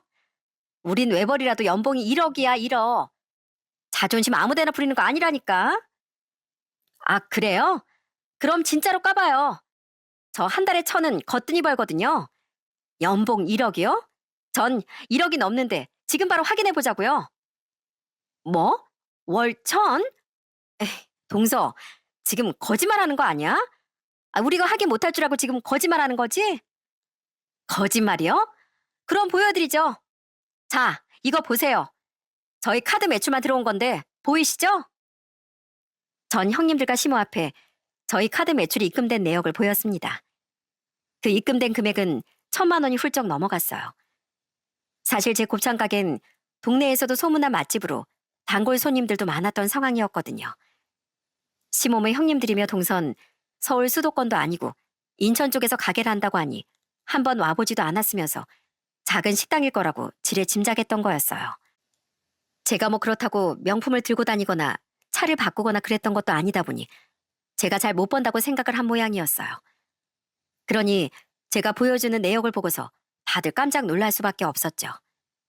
그리고 전 그 네 사람을 향해 소리쳤습니다. 자, 제가 이렇게 먼저 오픈했으니 다들 보여주시죠. 대신 남편들 월급 빼고요. 자기 능력을 보여주시라고요. 그게 공평하지 않겠어요? 어머니 말씀처럼 능력 있는 사람이 대우받아야 되잖아요. 그러니까 얼른 보여주시라고요. 형님은 어머님이랑 같은 명문대 나왔는데 지금은 뭐 하시죠? 전업주부 아니신가요? 그리고 둘째 형님은 발레를 전공했다지만 지금은 어디 받아주는 데 있으세요? 어디요? 뭐 어디 일은 하고 계세요?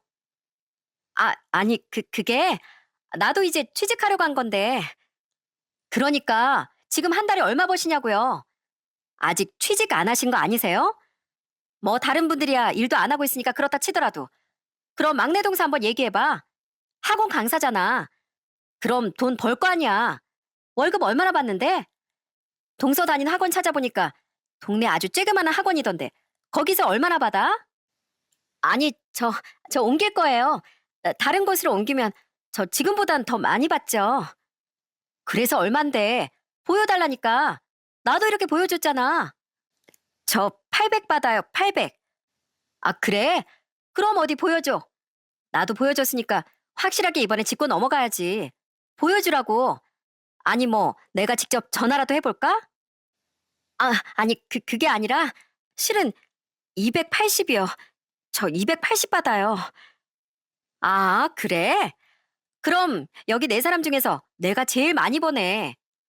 어머님, 들으셨죠? 제가 제일 많이 버니까 전 오늘 명절 음식에서 빠져도 되겠네요.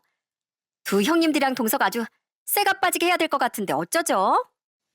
그러자 시모의 형님들이며 동석까지 아무런 말도 하지 못했습니다. 전 시모가 딱 봐도 제 길을 어떻게든 확 잡고 싶어서 이 사단을 만들었다는 게 느껴졌어요.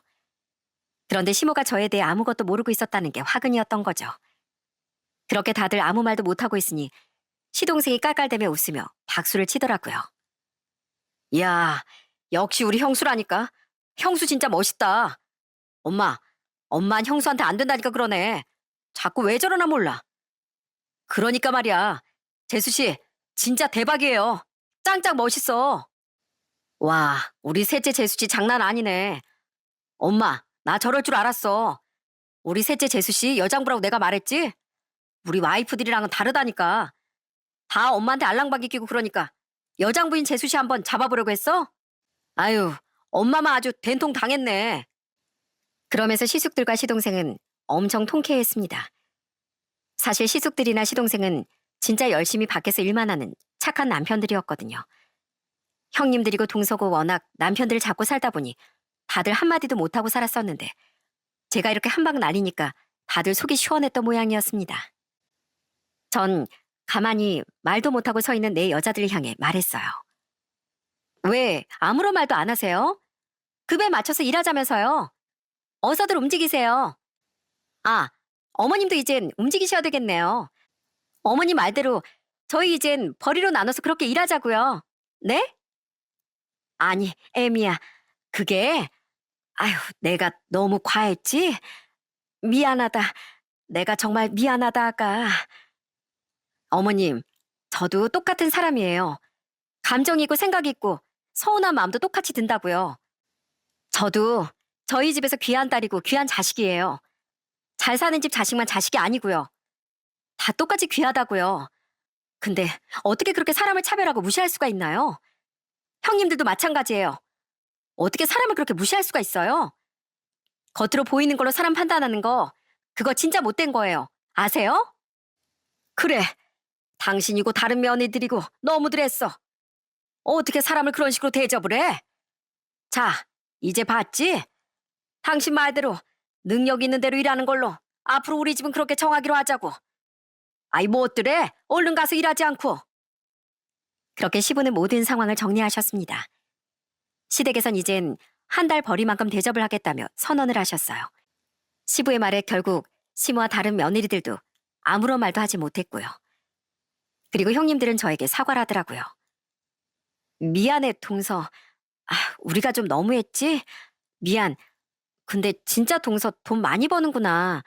우리 몰랐어. 그러게, 동서. 미리 말이라도 좀 해주지. 우린 여태 몰랐네. 미안해. 쓸데없는 소리 하지 말고 다른 며느리들은 조용히 하고 명절 음식이나 차려. 그렇게 네 여자들은 제 눈치를 슬슬 보더니 앞치마를 입고선 열심히 명절 음식을 준비하기 시작했습니다. 시부는 절 데리고서 소파에 앉더니 시원한 커피 한 잔까지 제 손에 쥐어주셨어요. 자, 우리 셋째 며느리 마음 많이 상했지? 미안하구나. 내가 중심을 잡고서 있어야 하는 건데 다 내 잘못이다. 우선 이거 한 잔 마시고 속 좀 풀어. 명절 음식은 앞으로 걱정하지 말고 시원하게 한 잔 들이키거라. 전 그날 진짜 손 하나 까딱 안 하고 차려진 명절 음식을 배부르게 먹고만 왔네요. 남편도 저한테 엄지손가락을 번쩍 들며 절 칭찬해줬답니다. 그렇게 한번 길을 확 잡고 나니 시댁에서 제 위치는 한순간에 달라졌어요. 요즘은 시댁에서 어떤 말을 듣는지 아시나요?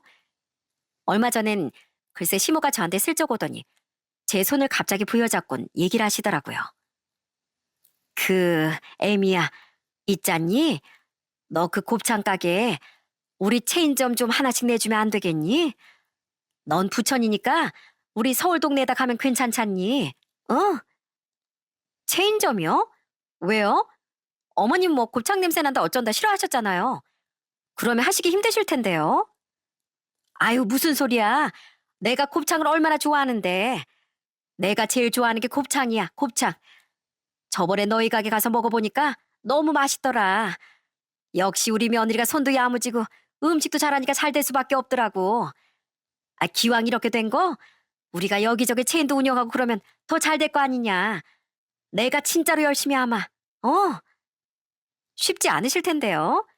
어머님이 식당 운영해 보신 것도 아니고 힘든 일인데. 내가 뭐든 아마 뭐든. 뭐 가게에서 한 1년이라고서 체인점 내주면 어떠니? 내가 공짜로 직원으로 일할게. 그래서 내가 배우면 되지. 요즘은 시모가 어떻게든 저한테 잘 보이려고 막 절 챙겨주고 난리가 아닙니다.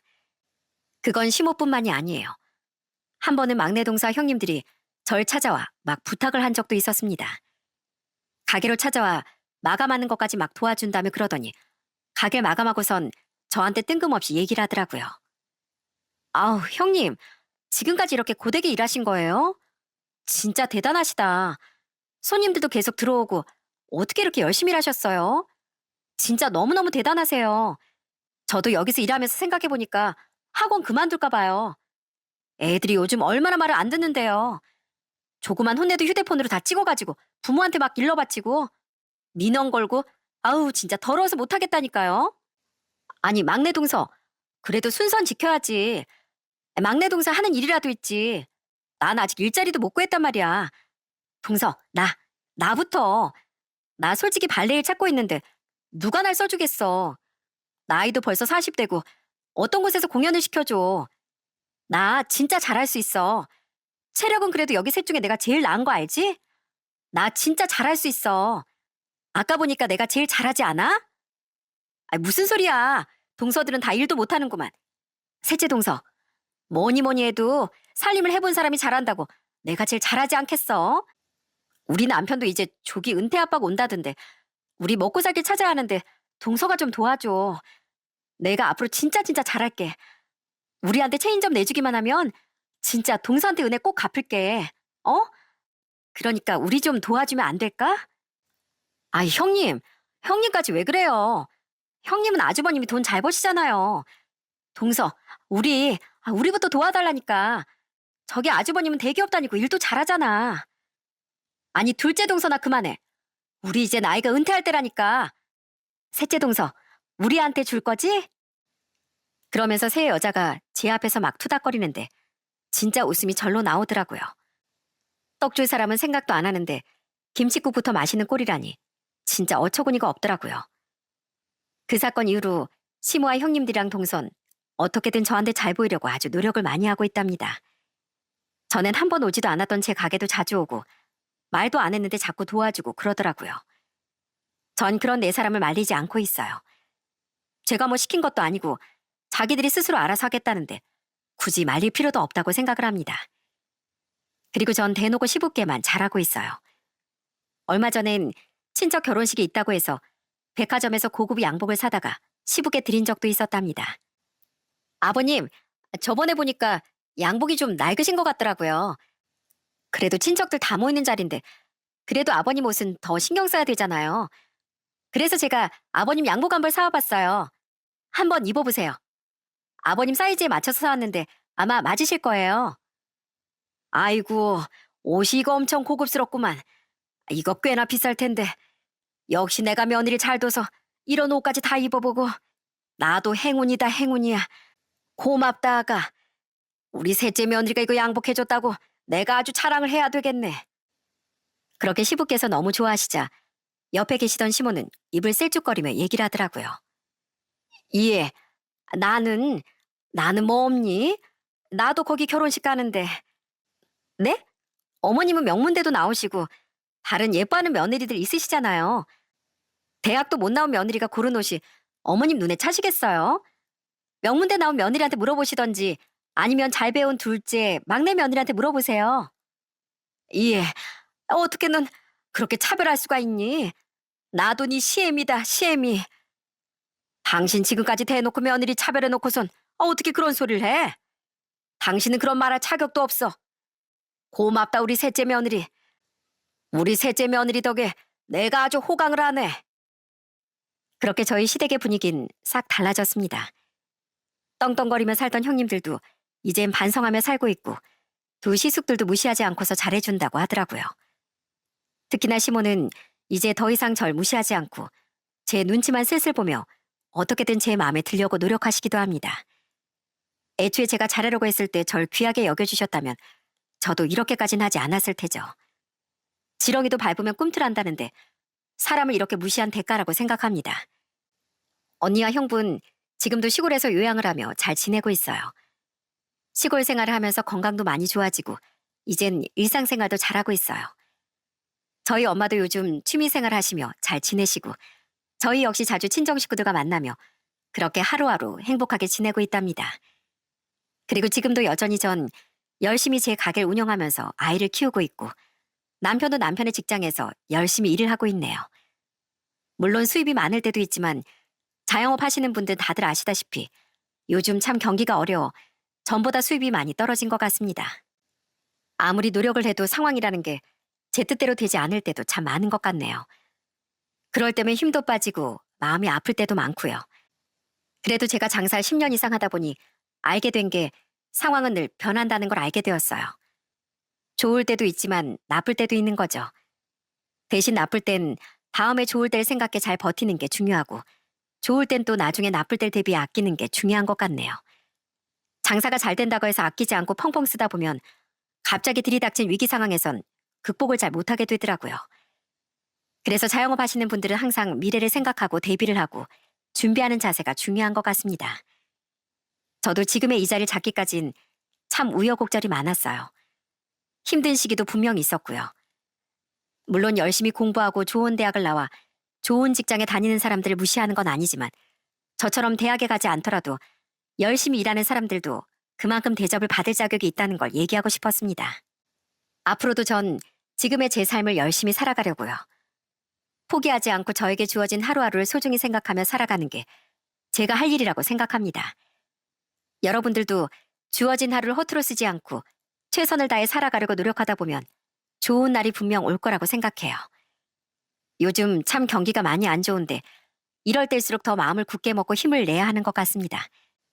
저처럼 자영업 하시는 분들도 직장에 다니시는 분들도 또 공부하시는 분들도 모두 앞으로 다가오는 미래를 잘 맞이하시길 바라며 모두들 좋은 일만 가득하시길 바랍니다. 제 사연은 여기까지예요. 지금까지 들어주셔서 정말 감사합니다.